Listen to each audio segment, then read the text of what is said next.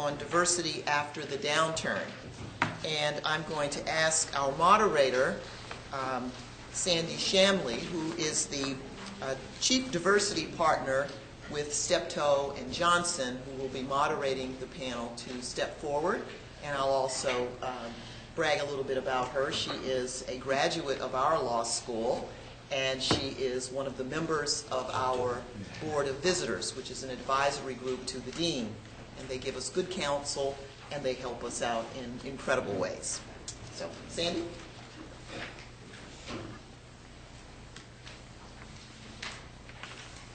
Thank you. It's wonderful to be with all of you today to discuss what is a very important topic to all of us and to all of our majority colleagues who may not be with us.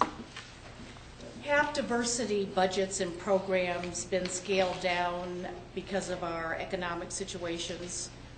Do we believe that diversity and inclusion are still achievable in the midst of this economic reality?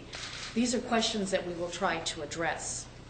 We will state the business case for diversity and why firms cannot thrive if they don't pay attention to it.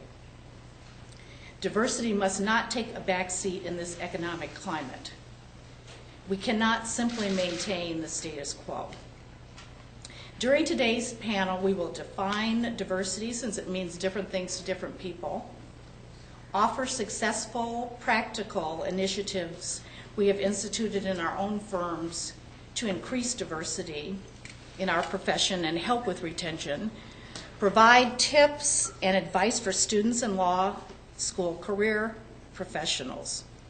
We want to be realistic, but we also want to leave you with a positive outlook on the future of diversity in the law firm arena. So I would like to start out by introducing you to our wonderful panel in alphabetical order, and I kind of in the order of, in which they're seated. Albert Foster is a partner of Nelson, Mullins, Riley, and Scarborough. They seem to be all over this conference. So we were all tricked by Pat Clendenin. I see. An alum. He practices in the areas of toxic torts, product liability, and employment law litigation. Mr. Foster has represented one of the largest chemical manufacturers for more than a decade in mass tort litigation. He recently joined the firm's sustainable energy practice. He was a featured speaker at the Minority Corporate Counsel Association's first annual CLE Expo in Atlanta in 2002, lecturing on all aspects of reduction in force. He was a panel speaker at the DuPont annual legal meeting in 2007, presenting insights regarding settlement strategies and ethics. Mr. Foster, this is so formal, Al. Thank you. Al earned his JD from the State University of New York at Buffalo School of Law and Jurisprudence. Monica Parham, serves as Crowell & Moring LLP's Diversity Counsel, with full-time responsibility for coordinating the firm's implementation of its diversity initiatives. She works closely with the firm's Diversity Council, Lawyer Development Committee, and individual practice groups to address and enhance the firm's recruitment, retention, and promotion of attorneys from groups traditionally underrepresented in the legal profession.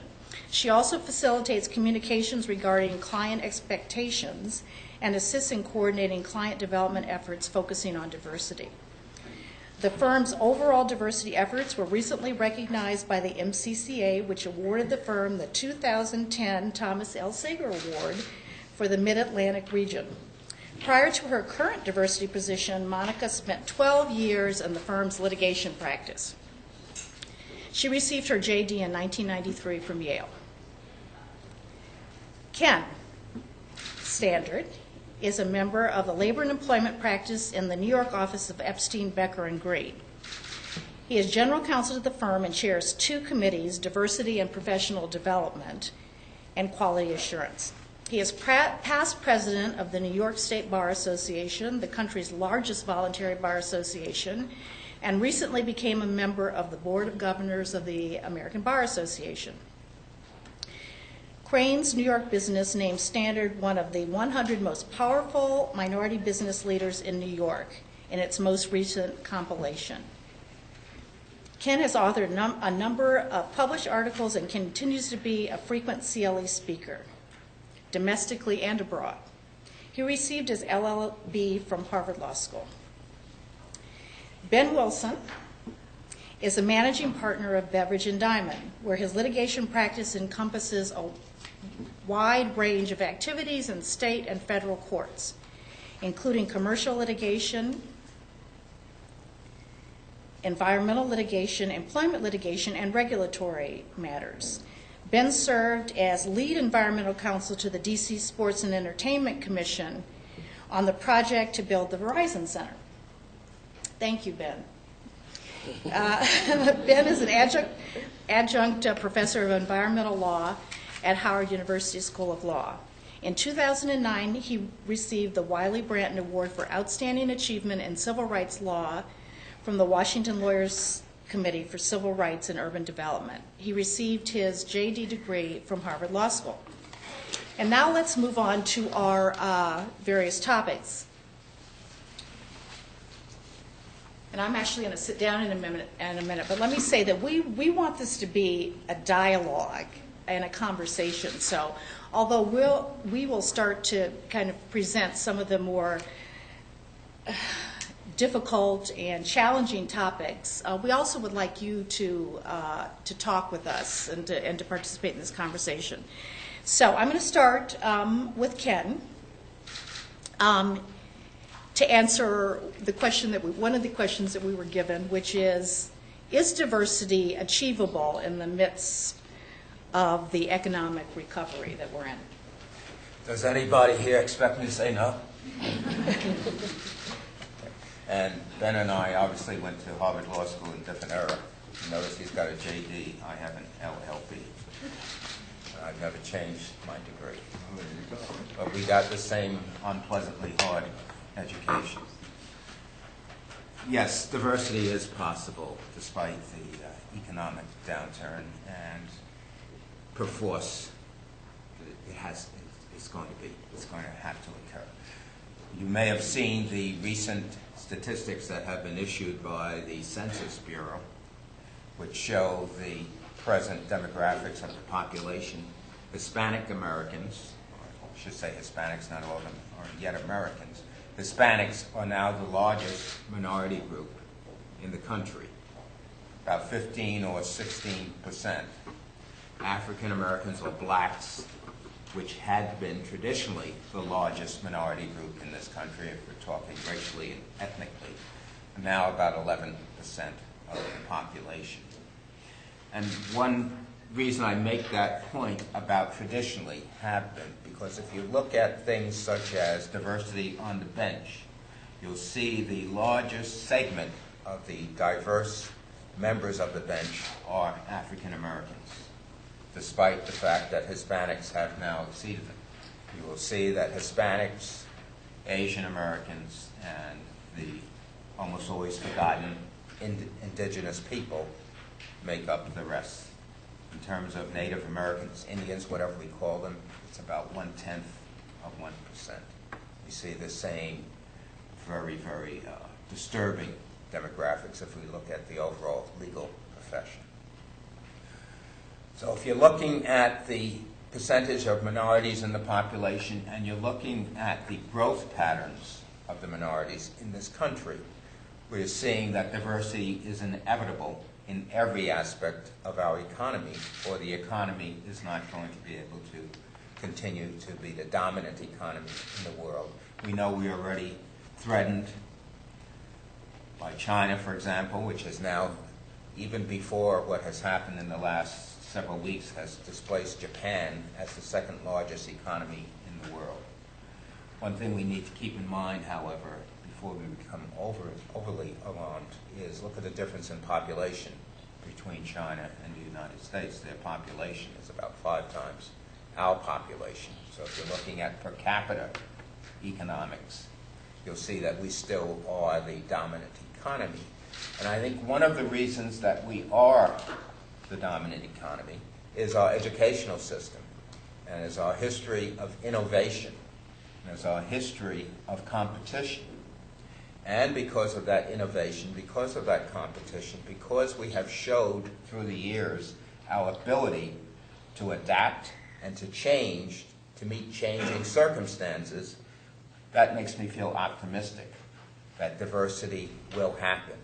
It will not happen by itself as quickly as it can happen if all of us remain engaged in this struggle.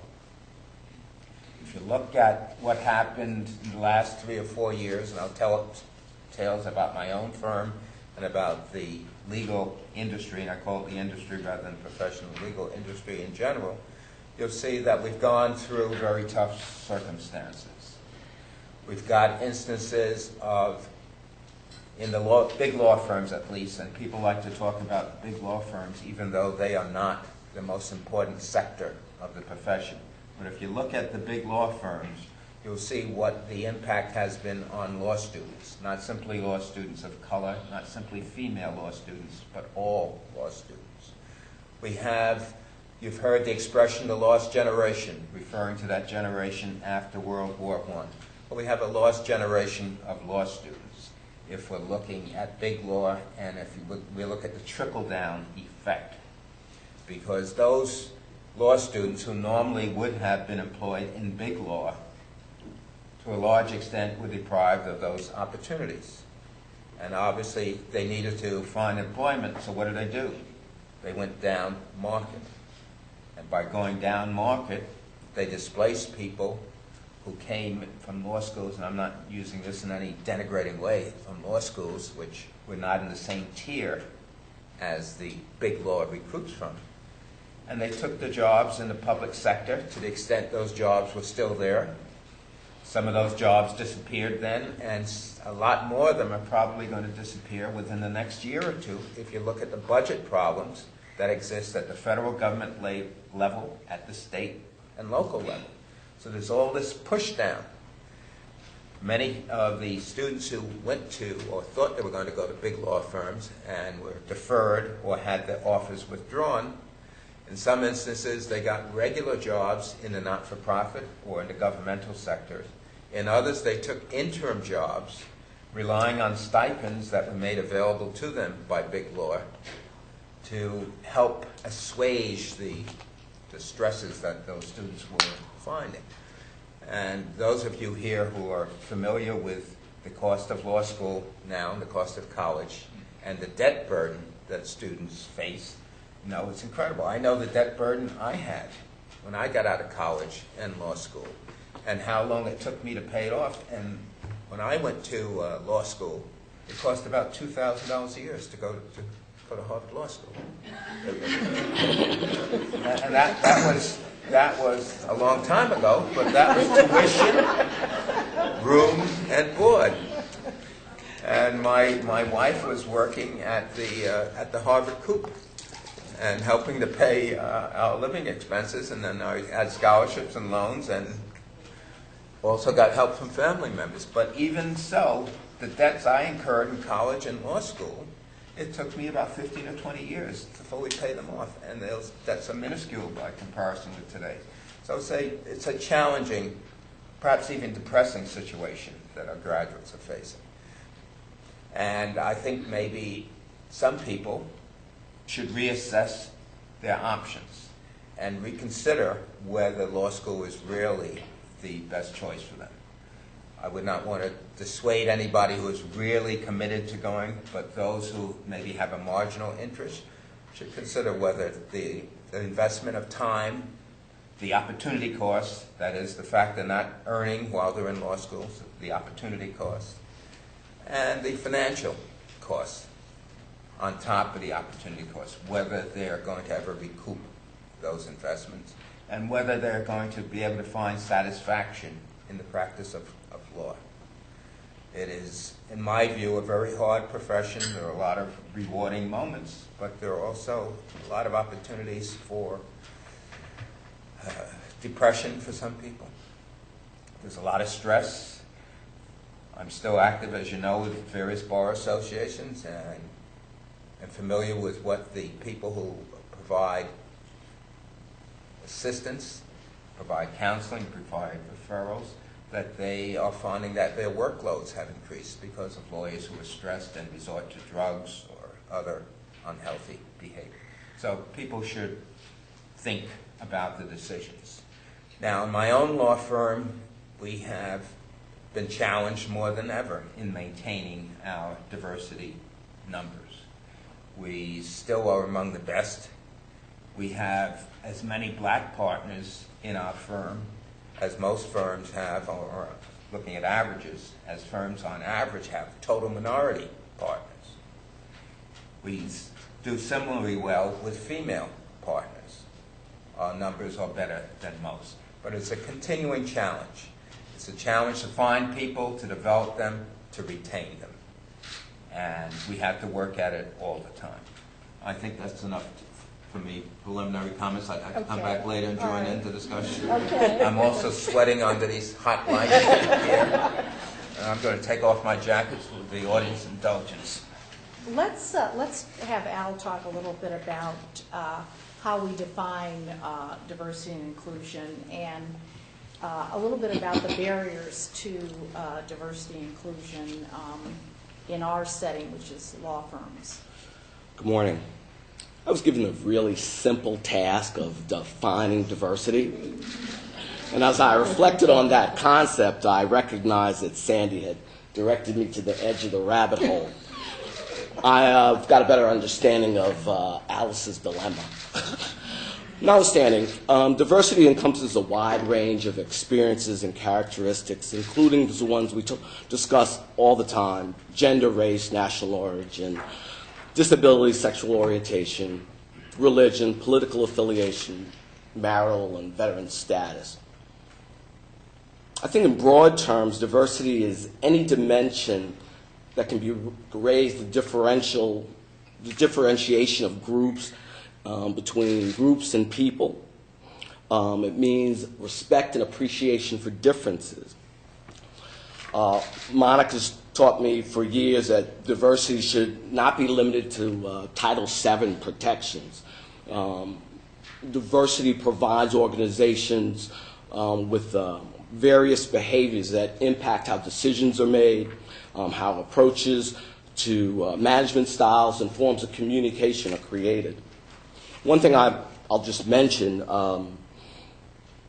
when a law firm looks to design or define or redefine their diversity policies, one of the good things to do is to look to your clients to see what their focus is and see what the totality of their interest is, because as law firms sometimes we get a bit myopic. Our workforce is evolving, and as we grow with respect to diversity, the global market is having a major impact. My colleagues on the panel and members of the audience will probably have additional insights with respect to what diversity means for the practice moving forward. But let's not forget this. Let's not forget inclusion. We need all stakeholders to adopt a broader vision of creating cultures with mutual respect throughout all of our organizations.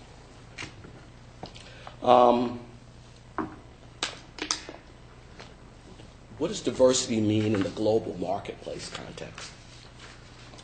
Most diversity research is homegrown, and it doesn't really travel well across borders. The problem with diversity research is it lags behind realities that make diversity the global impact it is currently having. Also, diversity doesn't really translate well across culture and linguistic boundaries. For example, researchers have translated the word diversity to colleagues who are from Mexico and China. The term itself has no meaning. What researchers are trying to do is to define diversity as an operational basis, looking at cultures and seeing how people group or are grouped, and trying to understand how those affiliations or those groupings impact. So in essence, diversity will be different things in different cultures. Historically in the United States, diversity was race and ethnic categorizations created by the Census Bureau, Latino or Asian. But in Ireland, the diversity issues are those of religion. You are either Catholic or Protestant. Am I safe? In India, you can't really look at diversity unless you have an appreciation or understanding of the caste system. So as we look at distinct categories, the culture specifics will impact. Let me just take a couple of minutes, and I know we're running out of time, but let me do this. One of the things that's challenging about global diversity is that organizations have a worldwide purpose or responsibility or ethics, but they have to deal with the reality of the local culture. In many countries where Islam is the primary religion, women's ability to conduct activities outside the home are restricted. In Saudi Arabia, working women are able to now earn law degrees, but that right is diminished in light of the fact that they cannot appear in court or open up their own law firm. I think last year there was a law that was drafted that if and when passed, will allow Saudi female lawyers to represent their clients in court limited to family law-related issues. But let me take a quick moment for something that I think is really important with respect to diversity. It's gender diversity. The term gender diversity refers to the situation in which employees born in distinct generations tend to reflect specific and definable values, ethics, and expectations in the workforce. For the first time in the history of this country, 4 generations could be working at the same time. Usually you would see generational shifts in the workforce in gaps of 20 to 25 years. Recently we've been seeing generational shifts every 10 years, and as people's careers advance, you potentially see 6 to 7 generations, during your lifetime. The human brain and social development really happens best around the age of 10. At that point, people are becoming more independent. They are able to generate abstract thought and connect circumstances and information. So imagine, at 10 years old, if you were always told, if you work hard, you'll get ahead. If that's what you heard, you're probably a baby boomer. 1946 to 1964 or older, a traditionalist, 1928 to 1945. But alternatively, what if you were told that you'll have multiple careers, you'll work for multiple employers, you should keep your options open. It is employability, not employment, that offers stability. If that's what you heard, you're a Gen Xer. 1965 to 1980, or the more recent group that's been identified, a millennial, 1981 to 1999. I think that the challenge is right now, the current supervisory management of law firms, the law department, are baby boomers. We unfortunately were the generation who decided that we wanted everything and we would get it by working hard and doing whatever it took, and we were loyal to the organization.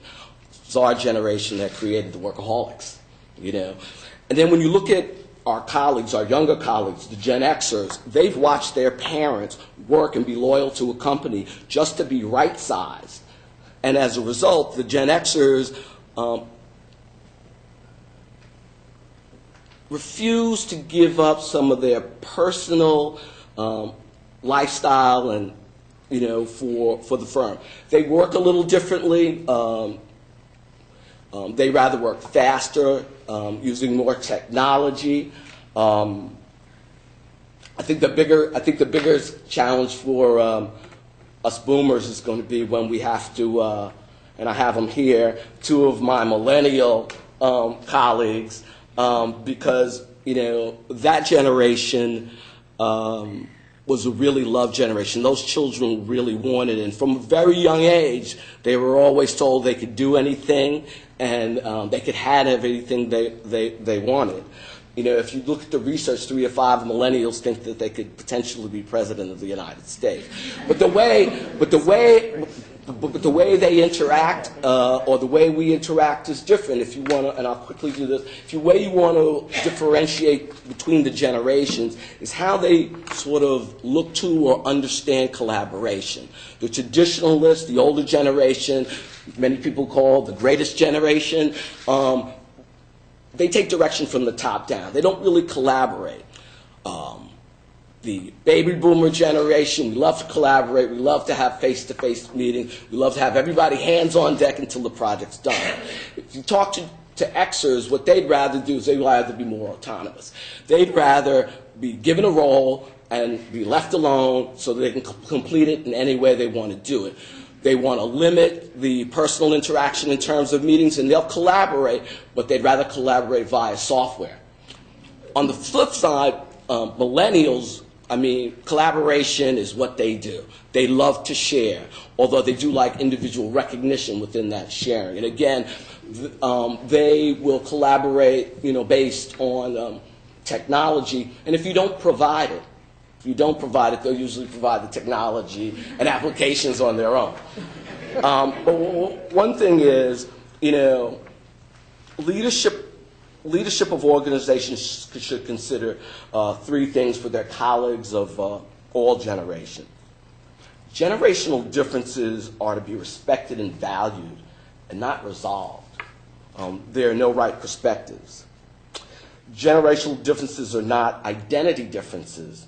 They are communication differences. Organizations may have to customize how they communicate and evaluate and compensate to leverage the generational differences. The 2 primary reasons organizations are concerned about this generational divide, and let me just say this, for every boomer who retires, there's only 1 Gen Xer to take our place. The Gen X generation was one of the smallest generations. So the biggest concern for many organizations is the bench strength for our clients and as well as the succession planning for what has been developed. You know, I think with some attitudinal change and some change in behavior, we could probably bridge the gap, and you know, between the experience and wealth of knowledge plus the innovative, energetic technology, we can probably do some innovative things and improve the profession. Thanks.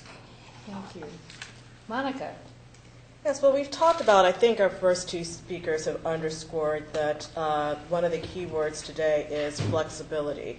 We live in a changing global marketplace. We're dealing with different generations. We're dealing with different issues. The recession has compounded a number of those issues, and I think that they're important takeaways, whether you're at a law firm or any other institution that's looking at talent and engaged in a battle for talent, because you are, in fact, engaged in a battle for talent. There are also takeaways for those of you on the law school side in terms of preparing your students to address this changed landscape. And as well, there are lessons to be learned by the students in the sense that even the advice that you're getting from older colleagues 10, 15 years out of law school may or may not apply to you. First, I think we have to look at what the question is. The question that was initially posed is, have diversity initiatives been cut or impacted by the recession? And I think that we have to broaden that, because diversity initiatives are a component of overall firm initiatives. And firm and institutional structures have been changed by the recession. And those changes, whether or not they're directly tied to diversity, have important implications for diversity. One example, and one thing that I think all institutions have to deal with, is the fact that there's smaller summer associate classes. Recruiting has fundamentally changed. During the boom time, 10 years ago, maybe you had a summer associate class of 30 summer associates. And let's say that a third of your summer associate class was diverse. So you had 30 summer associates, you had 10 diverse summer associates, and all 30 of your summer associates got offers to come back to join your fall associate program. So you had a lot of diversity. Fast forward, what happens as a result of the recession? Your summer associate class shrinks from 30 to 15. So right off the bat, your diversity numbers have taken, even if they take a proportionate hit, and there's a lot of information out there that indicates that the hit has been disproportionate, but even a proportionate hit, you've gone from a third of a class of 30 or 10 to a third of a class of 15 to 5. But wait a minute, because a number of corporate associates aren't paying for lower associates, first, second-year associates to do their work, you've gone from maybe 100% of your summer associates getting offers to 2/3 of your summer associates. So you've gone from 30 out of 30 to 15 out of 15 to 10 out of 15. And what does that do to your diversity, regardless of anything having to do with you cutting your diversity programs? So I think that one of the things that we have to do is understand the larger context and understand that there are a lot of factors out there that don't say diversity on them, that don't have anything to do with race, ethnicity, gender, sexual orientation, that are having a negative impact on diversity numbers across the profession. And you can run that example across government institutions, nonprofits, etc. Basically, the model still holds the same. And I think that as a result of the recession, chances are we're never going to go back to the number. The pipeline isn't going to look the same. We're not going to go back to 30 to 70 attorney or student classes for summer associates. Incoming classes of 30 to 50, we're not going to see that. So what do we do to react to that? And I think that we have to react as hiring institutions, as law students, and as law schools. First, it's hiring institutions. Realize now that your talent, and diversity is a component of human capital management, talent development, is very diffuse. I think that a number of institutions still hire the way that institutions hired 20 years ago. We're going to take the best and the brightest from the top tier schools. So we're going to get the best and the brightest, including the best and brightest diverse students, if we focus our hiring on the Harvards and Yales of the world, and we focus on the tops of the classes at those schools. A lot of students are making very strategic decisions for a lot of the reasons that have already been discussed not to go to those schools. So maybe 10 years ago, if you got accepted at Harvard or Yale and a state school, it was a no-brainer. Now that's definitely changed. If you're looking only at the top percentage at the top schools as representing the best talent out there, you're going to miss a lot of the best students, diverse and non-diverse, because those students are doing the calculus. Do I want to end up $200,000 in debt, or can I get an equal education for $30,000? And a lot of students are doing that calculus. So for all of you who are hiring, it's a new day in terms of how you identify the talent and where that talent is coming from. With respect to the law schools who are preparing students to go out into this brave new world, I think a lot of us bandy about the phrase, law is a business, but law still is not taught as a business. So that when students come to us, and there's a disproportionate impact on diverse students, students from underserved communities, students from lower middle class backgrounds who don't necessarily have access to the quote memo and the unwritten rules. I'm surprised by the number of students, and I shouldn't be, I speak with, especially diverse students, who don't know that your first year grades are the most important grades that you get in law school. Those are the grades that set you up for law firms. Those are the grades that set you up for certain types of internships. Those are the grades that set you up for clerkships, etc. I think that we all assume that everybody comes in somehow knowing, mysteriously knowing, what classes to take, that your first year grades are the most important, that you need to develop mentoring relationships with your professors because that's where your recommendations are going to come from.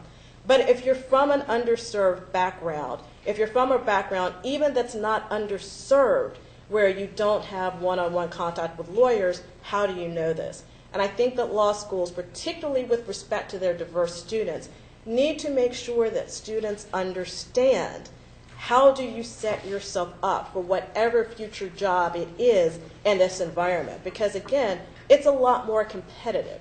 You're competing with a lot more people, and if you fall behind, it's very hard for you to catch up.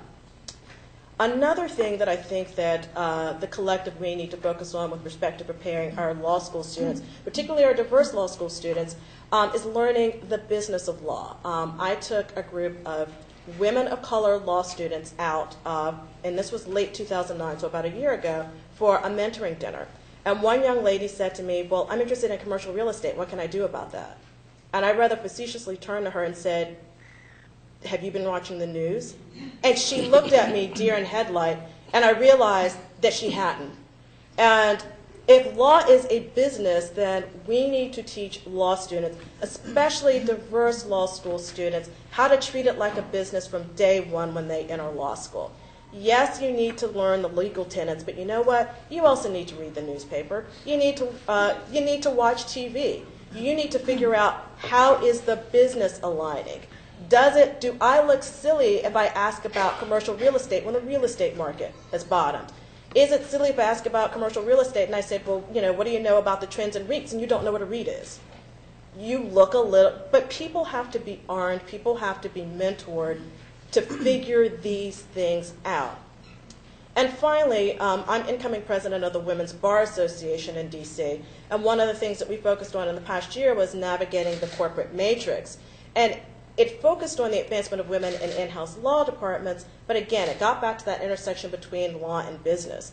And I'll ask all of you, for those of you who are law school graduates, how many of you knew how to read a balance sheet when you graduated from law school?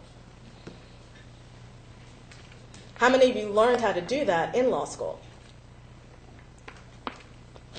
And that says something about what we're doing to prepare our students, particularly our diverse students, for the world that's out there.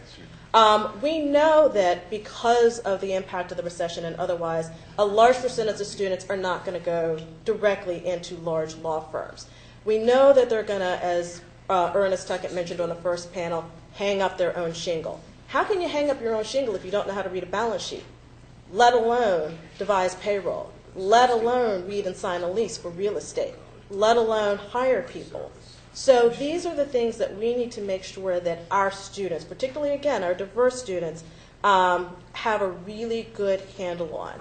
And finally, we need to do a much better job of preparing our students for figuring out what's out there. To go back to kind of the real estate connection, just like real estate is local, legal practice is increasingly specialized, and we hear a lot about the recession's impact on diversity and on the legal profession, but they're not all segments of the legal profession are suffering. But the sections that are not suffering tend not to draw very many students of color. IP, very strong. Environmental, natural resources, and energy, very, very strong. Healthcare, particularly on the managed healthcare side, is very strong. And yet, when I talk with students of color in particular, I see very few students who know anything about those areas. I mean, I will tell you, if you're a student of color and you have participated in the environmental law clinic, it's 1995 again. People are going to be beating your door down. But all of this goes to the informal mechanisms for information that diverse students disproportionately aren't getting. And if you don't understand the business of law, if you don't understand how to read economics so that you know what growth areas are and what growth areas aren't, if you don't know how to figure out what your options are coming out of law school, if you haven't set yourself up grade-wise to take advantage of those options, even if you do identify them, then all of those things impact students, particularly students of color, as they hit the profession. So I think that there are things that all of us can do, kind of regardless of where we are, regardless of level of practice, regardless of type of practice, from being a law student to being law school administration to being in a law firm, government, etc., to ensure that our students of color and women students and students from underrepresented backgrounds have this baseline information, have this baseline structure in mind so that they have the flexibility to deal with things such as globalization. So they have the flexibility to deal with things such as generational differences. How do I present my case? Because it's not going to be this tidy structure that maybe the boomers had. It's a structure that's constantly changing. So thank you very much and look forward to participating in the dialogue. Before I move on to Ben, let me just get an idea of the audience that might help us as well. How many of you all are law students currently? So just a few of you. And how many are in law firms? Okay, how many are in academia? Okay, all right. How many of you are other? Corporations? Government. Okay, we have government people. Okay, great. Let's go on to Ben, who will talk about successful law firm initiatives in this current economy. Well, if you don't mind, I'm going to stand. I'm not used to turning my back to the court. And thank you for laughing at me. And I happened to bring my cards today. What's the point of hearing someone and meeting with them, but not having the opportunity to follow up with them? So I'm sincere. If you're interested in speaking with me later, I'd be interested in speaking with you. You have jobs, Ben? I do have jobs. Big? And I thought, I love what Monica said. She said that environmental is open. Our firm is environmental all the time. And she's right that it's very difficult to find minority students interested in environmental law, which is the reason I chose to teach at Howard Law School for free the last 7 years. And I have 5 courses. I don't teach 5. And I'm proud of that. We're also having at my firm on the 31st a program, Dean Miles, for oriented toward diverse students interested in careers in environmental law.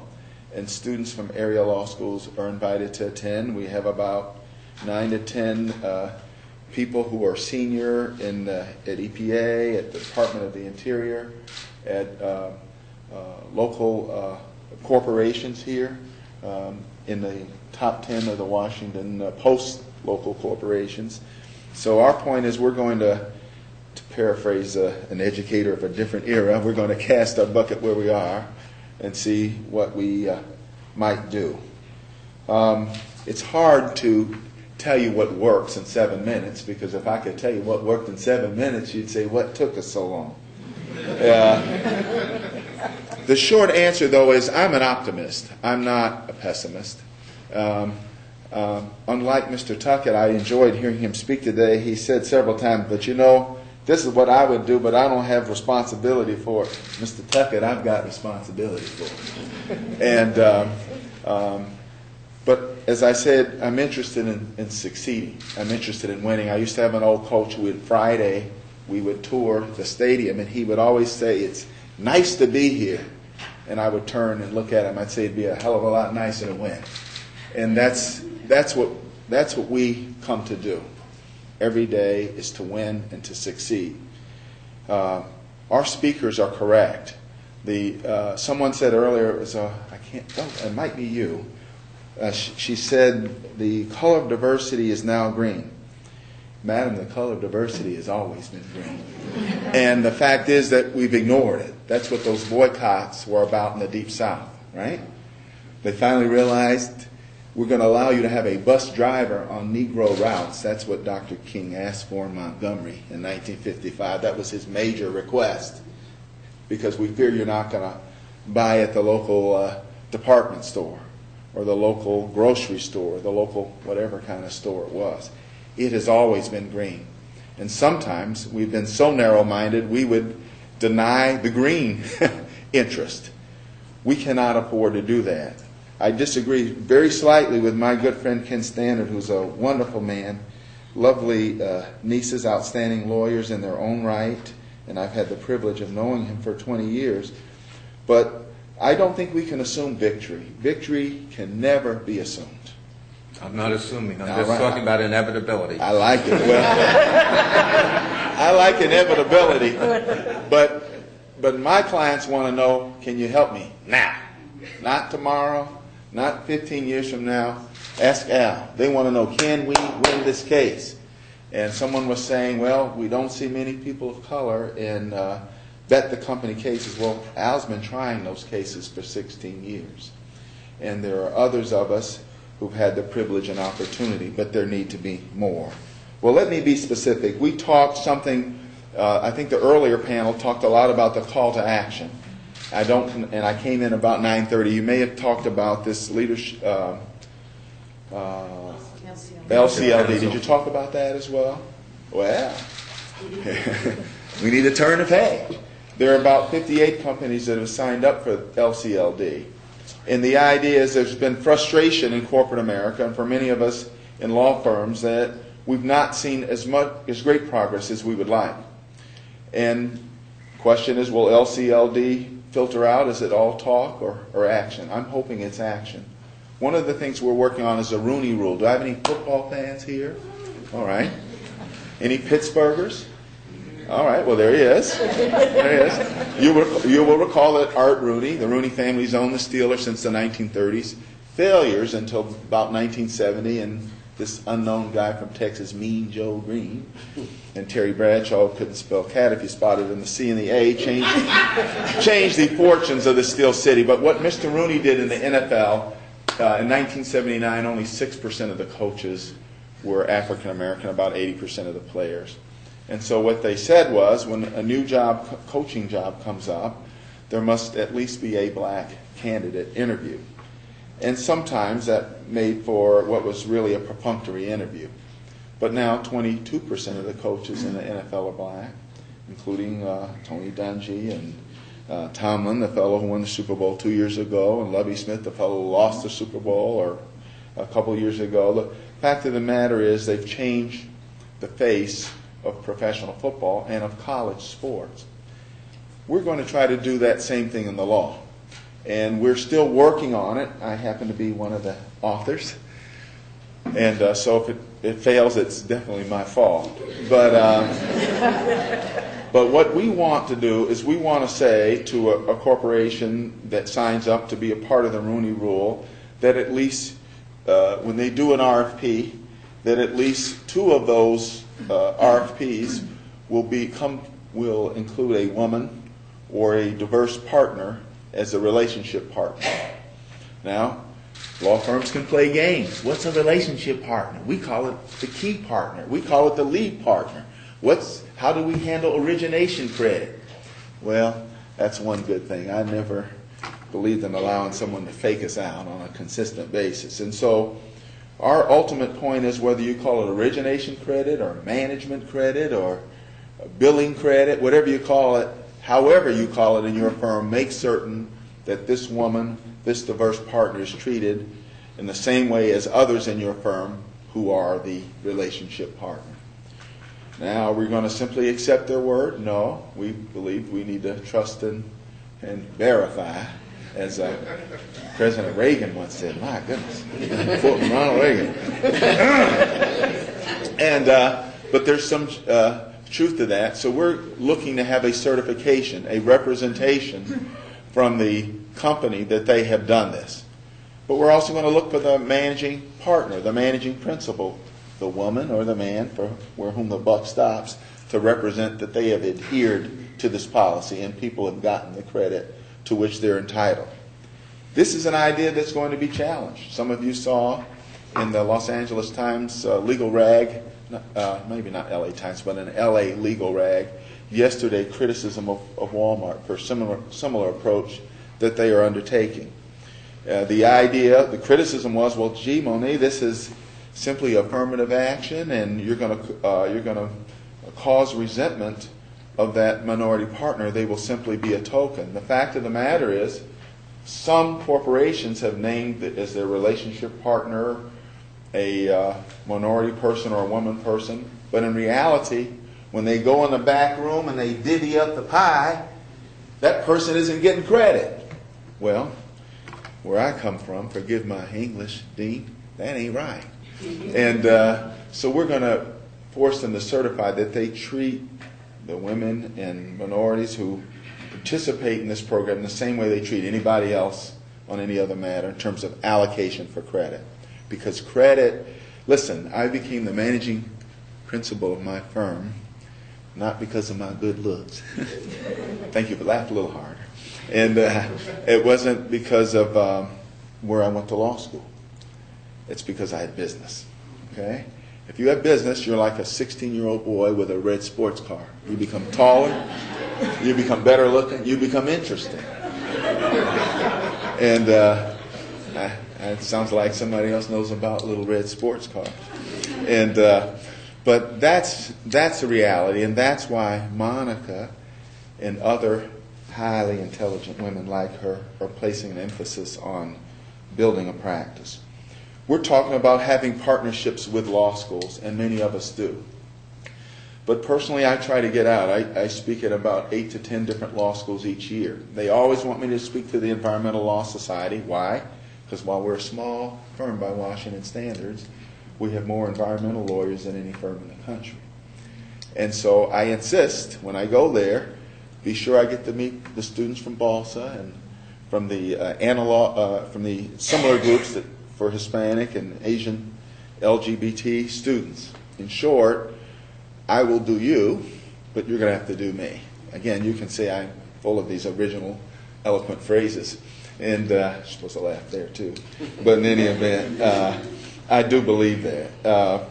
There's some other great ideas. Sandy Chambly, who's really our fearless leader here, but in her firm and in the bar, she's a leader. And they have mentoring circles at her firm, and she leads them.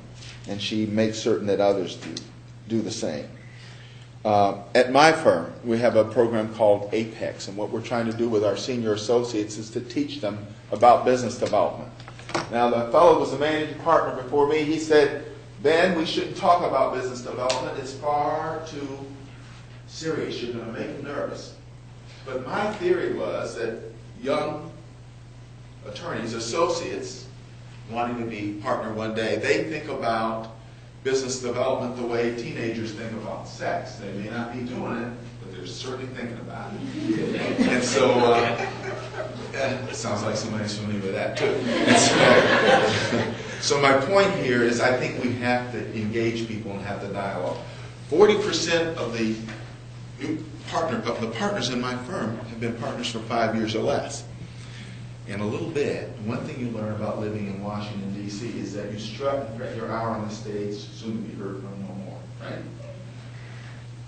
I think that's Julius Caesar. In any event, the point is that there has to be another generation that takes over a firm. And if they're not ready, when their time comes, then that firm's going to have to merge with a much bigger firm. Not everybody's going to be able to make it, or it will not succeed. So we've spent time with these younger partners showing them what they have to do to build a practice. Very quickly, I'm rounding third and heading for home. It's important. Someone said in an earlier session, think about the assignments you're getting, and ask for them. Chat up people. Don't simply turn in the work. There's my students, those two people there and that good-looking young man back there.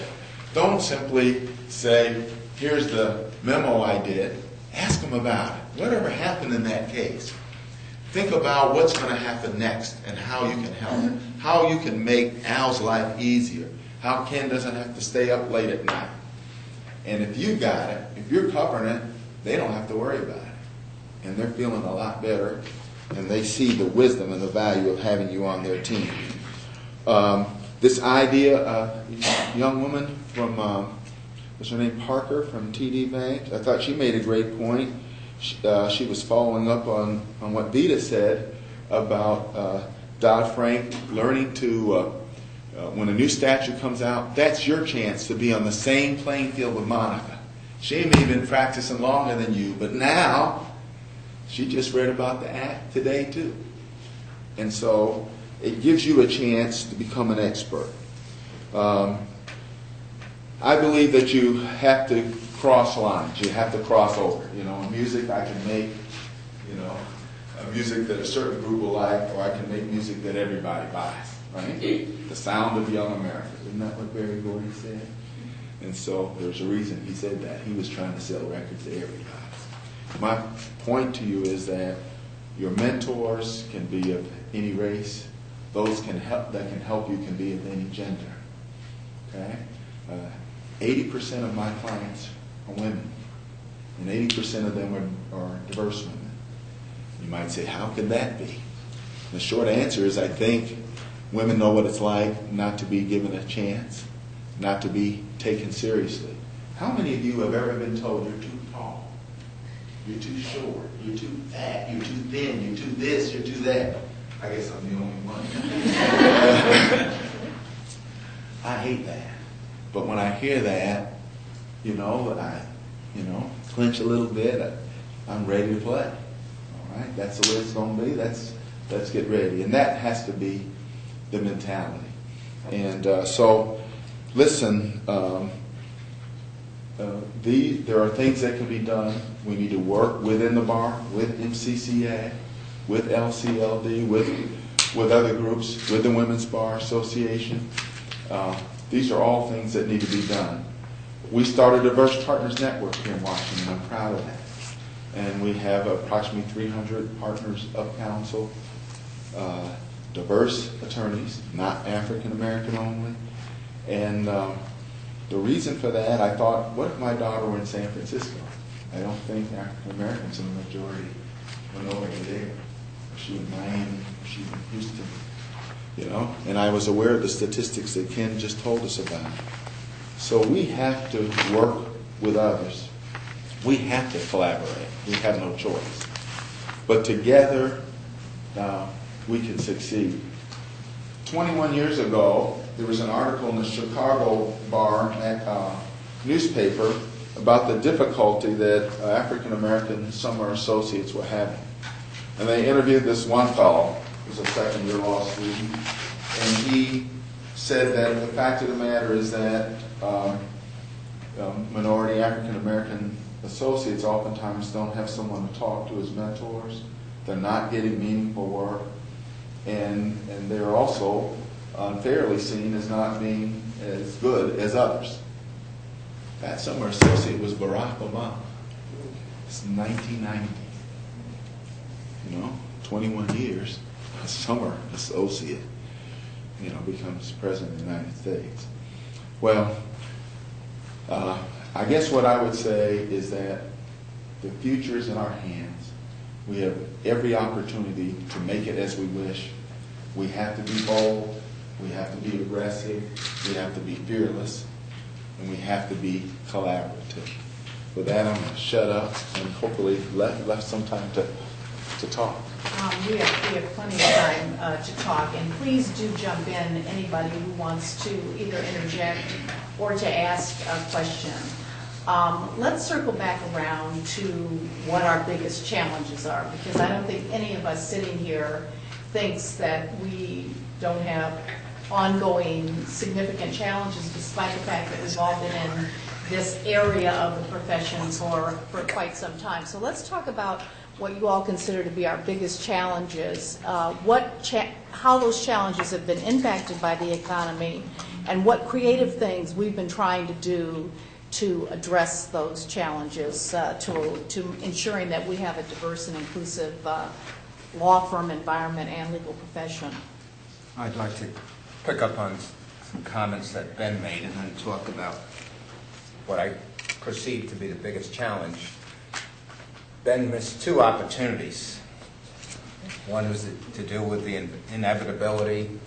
The other was to follow up on the Barack Obama summer clerkship, and to not tell you that one of his mentors turned out to be his wife when he was performing his summer clerkship.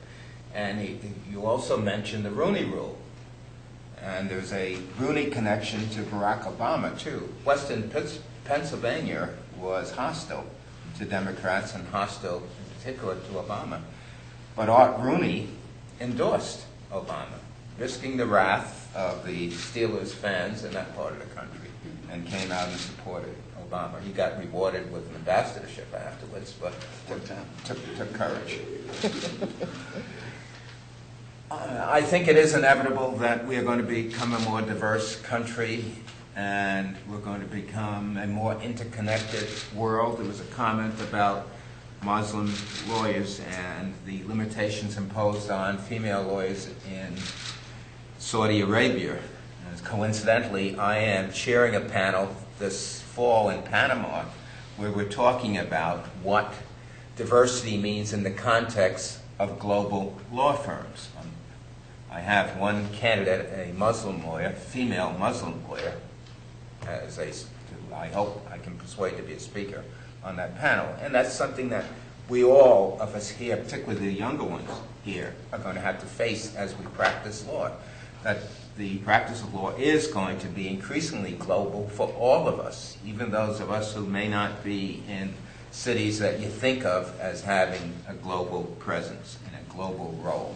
So we've all got to be thinking ahead. What is the practice going to look like? And I'm just thinking of myself and all the years I have been practicing and the variety of roles I have had, and how when I got out of law school, I did not have an opportunity to go into a big law firm because they simply didn't hire people like me, regardless of our skills, regardless of how well educated we were, how presentable we were. I persisted, and towards the end of my career, I ended up being a partner in a major national law firm and a member of the senior management of the firm. We have a 4-person team, the senior management firm, responsible for running the firm, and I happen to be one of the managers, not because I'm black, but because I had the right experience and I had the ability to do the job. But what I am really concerned about is what's going to happen in the future. Because if you look at, and I want to give you some statistics on high school graduation, and the focus is on New York State, but I've also got some national figures if you're interested. We have a graduation rate in New York State of less than 77%. Allegedly, almost 41% of those are college ready. But I say that's allegedly. That's putting the most optimistic spin on those. In New York City, the rate is 64.5% graduation, 22.8% college ready. And in Rochester, one of our northwestern cities, the graduation rate is 46.6%, college ready 5.1%. If you look at the minority students, particularly the minority males, it's even worse.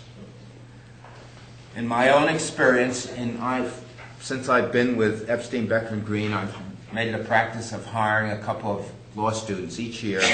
They work with me during the year and with some of my colleagues, get exposed to a variety of legal issues and administrative issues.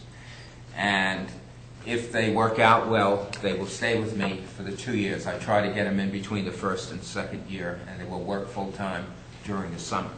Of all the students who've gone through that, they've all passed the bar exam first time through. One of them we have felt could make it with our firm with a little more experience. We've helped her get a judicial clerkship with a view that maybe she can come back in 2 years. Most, and I try to get diverse, but I can't always, I try to get diverse clerks. Most of them have been female. And I've only had one diverse male during that period of time.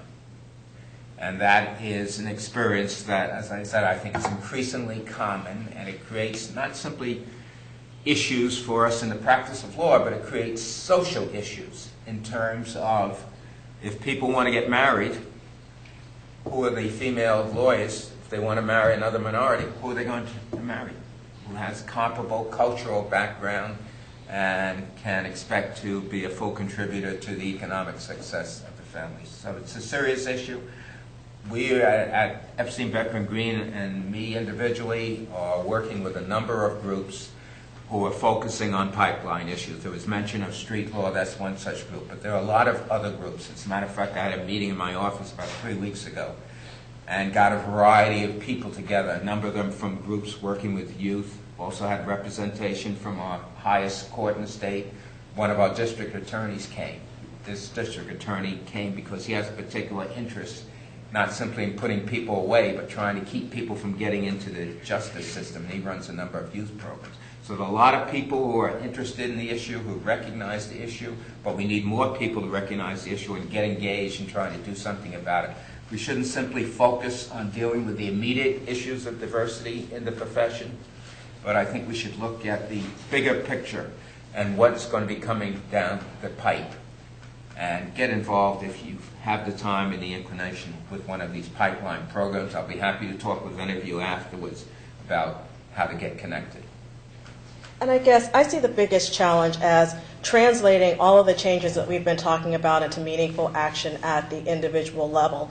I guess I frankly don't believe in inevitability, and I think that a lot of the statistics have borne it out, that women are now over 50% of law school classes, but that has not translated into a corresponding increase in the number of women partners, women GCs, et cetera. There has been an increase, but there's still something that's missing there.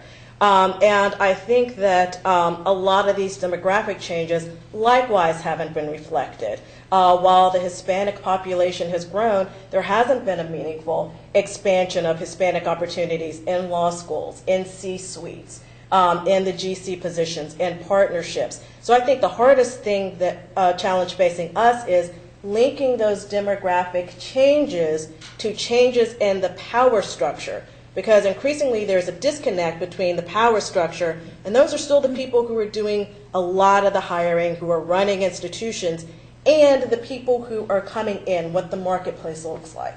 And I think that we have to address that. And I think we have to address it internally at the institutional level and also, again, at the individual level. How do we position people to take advantage of that? One of the difficult things about diversity is that by definition, it's change management. And in change management, you are trying to change the minds of people for whom the system has worked. You go up to the male GC, you go up to the male managing partner or executive board members, and they're like, well, I don't understand what the problem is. I worked extremely hard. I made the sacrifices, and it worked for me. Why should I want, what's in it for me to change a system that works so well for me? And I think that we have to be prepared to have those hard conversations and say, here's what's in it for you. It's a matter of talent. Again, it's a matter of talent management. It's not just a matter of a client is going to take business away if you don't staff a diverse team. It's your firm isn't going to be as strong as your firm could be if it continues to focus only on this narrow demographic, if it doesn't look broadly at the talent pool. And by the way, this is what the talent pool looks like, and that's where all those demographic changes come in. So I think it's almost a conceptual issue in terms of change management as opposed to a concrete, and here's the simple thing that we have to do, and if we do the simple thing, then this whole diversity issue will somehow resolve itself. Questions, anybody? Yes. What do you think is the impact of the structure of firms and their recruitment tool as regards bringing on diverse candidates? I mean, if you're dealing with basically partnerships, and the partnerships always say in their recruitment for attorneys, maybe 2 or 3 years out of law school, top 10 from these 3 law schools, and that's all we need. And then when you get in, there's still I mean, I'm not really sure what I'm asking, but I think it's what do you think the structure of the firm as a partnership, basically? Relationships, friends, family, have to do with the way that those firms recruit new people to work. I would say a lot, but not as much as you think. Let me just talk about my own firm. About 4 years ago, before I became the managing partner, we had a conversation about what we really are. And we asked ourselves those questions. One of the partners says, we only recruit from the top 10 law schools in America. We had 46 law schools represented by our law firm, and we're not that big. There can't be 46 schools in the top 10. I mean, even I know that. We only recruit law review, order of, how do you pronounce that word? COIF. COIF. All right.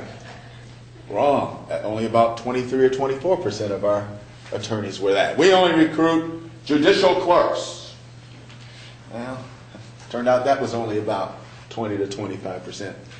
And then if you looked at our people, 1 through however many, look at our partners and look straight on the numbers. Who's hitting the most home runs, right? Who's striking out the most batters? They weren't all from Harvard and Yale, you know, and they just weren't. And not all the best lawyers come from those places. No, and they weren't all necessarily at the top of their class. You know, the fact of the matter is, any Civil War people here? No? Well, Grant was at the bottom of his class. He defeated Lee, who was second in his class.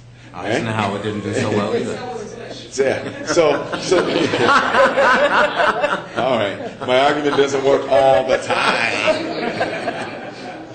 He was a Yale and Harvard graduate, though. As I sit, yeah. But as I sit down, there is a point I want to make. I'm glad Vita said what she said because it triggered something in my mind. She does something every year that addresses this issue of becoming the person, the diverse attorney who's seen as a bet the company case person, and that's the CLE program that she hosts each year. That I guess you were one of the featured speakers on, and I've had the privilege of doing this last several years, and that affords you an opportunity before a corporate audience to talk about a cutting edge issue. So, she is doing for us lawyers. I have to have somebody that might remember this. Well, what Ed Sullivan did for, she gives you a forum. There's someone. See? Now I know how old you are. She remembers when Elvis was on. She remembers, and that followed Fats Domino, which really disappointed me. But the fact is that someone has to give you a chance to show what you can do, and that is happening. Listen, Monica said very well, we have to demystify the practice of law. We have to teach people the rules of the game. But then when you get in the game, respectfully, you do have to stay in the game. And that's a hard thing. How do you tell someone to hang in there when it's tough? And that brings me to what I think the big challenge is. And I think, has anyone ever read a book, it's called Drive by Daniel Pink?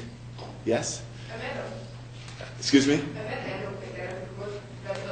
Okay, well, I think it's a great book. It's a great book if you're a parent. It's a great book if you're a professor. It's a great book if you're a lawyer. But it talks about what motivates human beings. And ultimately, we all want to have a purpose or a goal that is kind of greater than ourselves. It has to be, we want to make enough money to be comfortable, to be able to pay for this water. But at some point, it's more than the money. We want to have a higher purpose.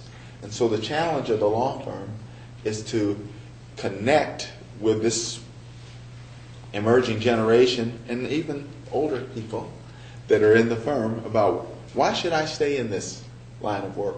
What is it about it that motivates me? How am I making a difference? How am I making an impact? And I think if we can do that, we can make enormous progress. I hope I'm answering your question some. And I wanted to follow up on it because I think it touches on a good point we really haven't talked about, and that is law is a relationship game. And it runs both ways. And one of the things that we have to work on, particularly with respect to diverse attorneys entering the system, is making sure people understand that it's a relationship game, that you've got to develop mentors and sponsors. And because of the leadership structure, which dovetails with my previous point, those mentors may not look like you.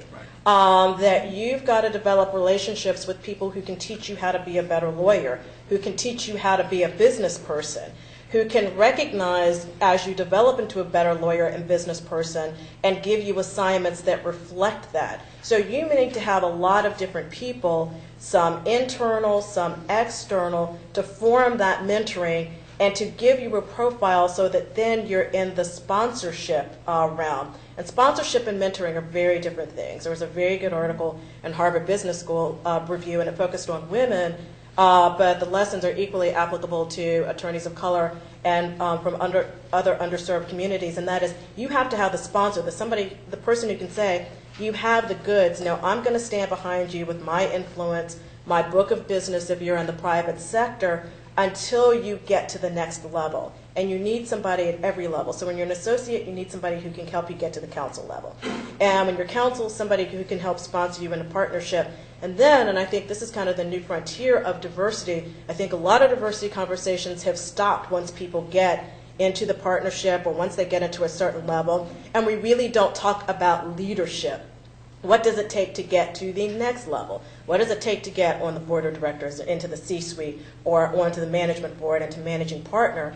And what we've got to do is start developing the concepts of mentorship when somebody's very young so that those concepts of sponsorship will start to develop, and those are things that follow throughout your entire career. One point you made that I really like, though, is you talked about you've got to, because you, the associate, or the person who will benefit from the mentoring, cannot rely on having a mentor seek you out or having a mentor appointed for you. You've got to be a participant in this process and seek out mentoring and seek out opportunities to interact with other people and build those extra legal social relationships that are so helpful. Maybe not immediately, but always, inevitably, will pay off. Well, I think we may be way out of time, like very out of time, but past out of time. But in any event, I think all of us are willing to talk with you kind of afterwards or in the future about these issues, because I think we're all passionate about them. And we thank you at Catholic for the opportunity to let us share some of our thoughts with you in an ongoing dialogue and partnership that we want to have with the law school community in addition to our law firm community. So thank you all very much.